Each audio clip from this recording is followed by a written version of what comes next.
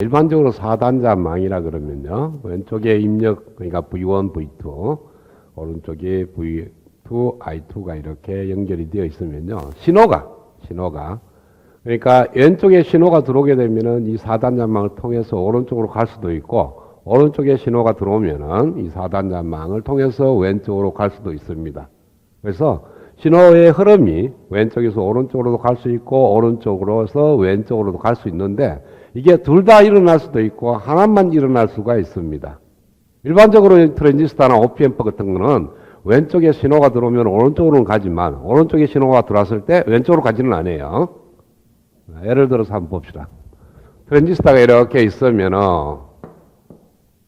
여기에다가 어떤 신호를 인가하면은 콜렉터 쪽에 전압이 나와요. 그죠? 그러나 여기에다가 신호를 가한다고 해서 베이스 쪽에 전압이 나오냐? 안 나온다는 거죠. 그러니까 이런 식으로 신호가 흘러도 이런 식으로는 신호가 안 흐른다는 거예요. 그러나 저항만으로 이루어진 회로를 보라고요. 이와 같은 4단자망을 만들게 되면 여기에다가 신호를 인가하면 여기도 나타나요. 그렇죠? 그 다음에 여기 신호를 가하더라도 여기 나타난다고. 이럴 때는 신호가 왼쪽에서 오른쪽으로도 가고 오른쪽에서 왼쪽으로 가는 이러한 두 가지 케이스가 존재하는 케이스입니다. 그래서 어떤 4단자망을 갖다가 우리가 신호의 흐름을 보게 되면은 오른쪽에서 왼쪽에서 오른쪽에서 왼쪽인데 어떻게 되냐 하면은 단방향성 회로라는 것은 유니레터럴 서킷이라는 것은 한쪽 방향으로만 신호가 가고 다른 방향으로 신호가 안 가는 케이스예요. 그러니까 이와 같은 케이스는 유니레터럴이고 그 다음 바이레터럴이라는 것은 양방향성 다 되는 것. 왼쪽에서 오른쪽으로도 신호가 가고 오른쪽에서 왼쪽으로 가는 그러한 4단자망을 갖다가 우리는 바이레터럴 서킷이라고 얘기를 합니다. 그래서 일반적으로 4단자망을 갖다가 G 파라미터로 표현해서 그 G 파라미터에 대한 등가 회로를 그리게 되면은 V1은 G11 I1 플러스 G12 I2가 되고 V2는 G21 I1에 G22 I2가 됩니다. 그래서 이 두 식을 만족하는 회로를 그리게 되면 이와 같이 되는데 얘가 제로가 된다는 것은 오른쪽에 I2가 흘러도 여기 전압원이 안 생기는 거니까 V1이 만들어지지가 않아요. 그러나 G12가 제로가 아니면은 여기에 전류가 흐르면은 이 값이 발생을 해서 여기도 전압이 나타난다는 거예요. 신호가 오른쪽에서 왼쪽으로 간다는 뜻이고 여기 있는 G21이 제로가 되면은 오른쪽에 V1이 인가되더라도 즉 I1이 흐르더라도 이쪽에는 안 흘러요. 그쵸? 전압이 안 나타나는 거니까 이렇게 신호가 흐르는 것은 G21이 제로가 안 돼야 돼. 그래서 둘 중에 하나가 제로가 되면은 유니레터럴 서킷가 되는 거고 둘 다 제로가 아니면은 바이레터럴 서킷가 되는 겁니다. 그러니까 4단자망이 신호가 왼쪽에서 오른쪽이나 오른쪽에서 왼쪽 한쪽 방향으로만 흐르는 것은 단방향성, 양방향 다 움직이는 것은 양방향성 회로라고 얘기를 하는 겁니다. 이거는 우리가 지금부터 피드백 회로를 설명하기 전에 4단자망의 특성을 갖다가 설명하기 위해서 내가 한 거고요. 그래서 제일 먼저 우리가 지금 해야 될 게 뭐냐 하면은 네 가지 토폴로지 중에 하나. 시리즈 션트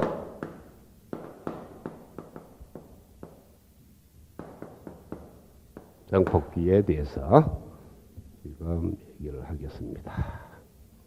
연결이 되어 있으면은 이걸 갖다가 우리는 입력 쪽에 시리즈 연결, 앰프와 베타 네트워크가 시리즈로 연결된 거고요. 출력을 보면은 앰프하고 베타 네트워크가 패럴렐로 연결되어 있는 그러한 구조가 되는 겁니다. 그랬을 때 이와 같은 정폭기는 시리즈 션트 앰플리파이어라고 얘기를 합니다.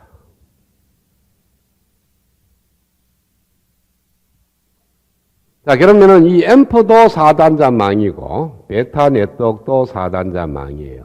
지난 시간에는 앰프와 베타 네트워크 이상적인 케이스에 대해서만 설명을 한 거고 이제는 앰프나 베타 네트워크의 실제 회로 모양으로 들어가 있다는 거예요. 그러니까 여기에 저항만 여러 개 들어있는 케이스고 그 다음에 여기는 트랜지스터나 OP-앰프가 들어있는 그러한 케이스. 예, 회로가 되는 겁니다. 지난 시간에는 이 베타 네트워크가 간단하게 이런 식으로 만들어버렸죠. 그쵸? VF. 그 다음 밑쪽에는 여기 걸린 전압이 V0 이럴 때 VF는 베타 V0. 요거를 아주 간략하게 만들었는 거예요. 그러니까 이런 식으로 되어 있으면은 이 신호는 오른쪽에서 왼쪽으로 갈 수밖에 없어. 오른쪽에서 왼쪽으로 갈 수가 없어요. 그렇죠? 이쪽에 신호가 안 나타나는 거니까. 자, 그래서 이와 같은 회로에 있을 때 정폭기가 있고 베타 네트워크가 있으면 우리가 가정을 합니다. 가정을 어떻게 하냐면은 앰프의 신호 흐름도는 왼쪽에서 오른쪽으로만 흐른다.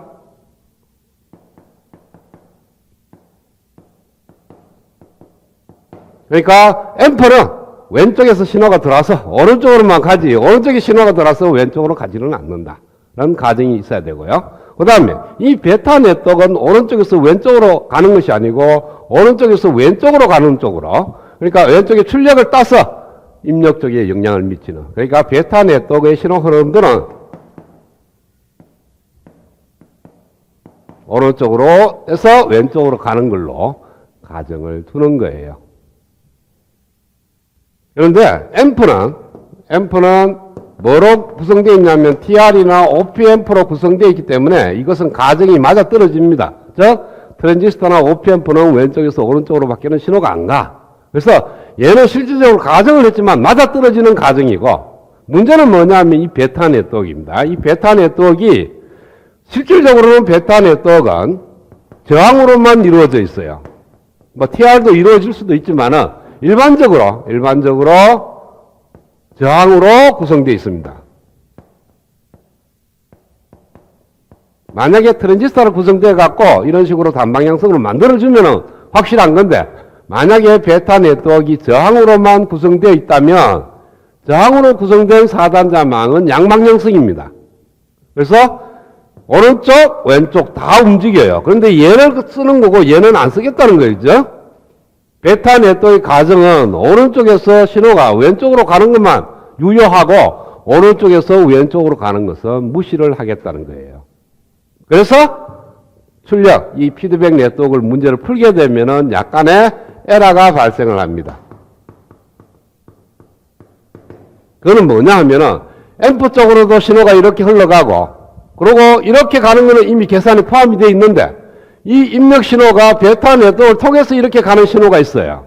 왜? 이 베타 네트워크가 순수한 저항으로만 이루어져 있다면 여기에 인가된 VS라는 신호가 앰프를 통해서 갈 수도 있지만은 베타 네트워크를 통해서도 갈 수가 있다는 거예요. 그런데 우리가 풀면서 베타 네트워크를 통해서 가는 성분을 무시를 해버리니까 이렇게 가는 성분만큼 에러가 발생을 하게 되는 겁니다. 오차가. 그래서 이 앰프 쪽으로 가는 성분하고 베타 네트워크로 가는 성분의 비가 크면 클수록 에러가 적고, 그 비가 비슷하면은 에러가 크다는 거예요. 그래서 여기가 OP-앰프가 들어가게 되면 에러가 거의 제로가 됩니다. 왜?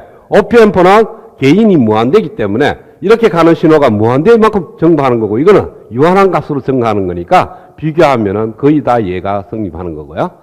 근데 얘 앰프가 트랜지스터로 구성되어 있으면 얘가 이렇게 통하는 성분이 약간은 존재한다. 그러면은 나중에 이렇게 통하는 성분을 왜 이거가 되는지를 한번 들여다보자고요. 자, 그러면은 이 앰프의 등가 회로를 구하게 되고 이 베타 네트워크의 등가 회로를 구해서 회로를 꾸며 넣는 겁니다.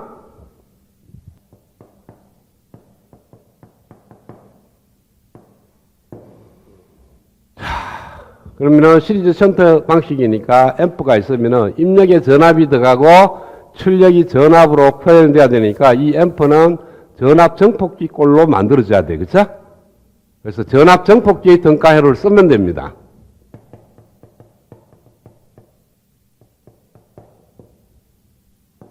그래서 입력에 저항 RI가 있고 RI에 걸리는 전압을 VI라고 둔다면 전압 정폭률에다가 VI를 곱한 값으로 R0라는 저항으로 이렇게 만들어지는 것이 정폭기의 등가 회로예요. 연결 방식에 의해서 그런 거예요. 자, 그러면은 이 베타 네트워크를 들여다보게 되면은 이 베타 네트워크도 앰프처럼 생각해서 여기가 입력이 들어오면은, 자, 봐요. 앰프는 왼쪽에서 오른쪽으로 신호 가는 것만 생각하고 베타 네트워크는 오른쪽에서 왼쪽으로 가는 것만 생각한다 그랬죠. 그렇죠?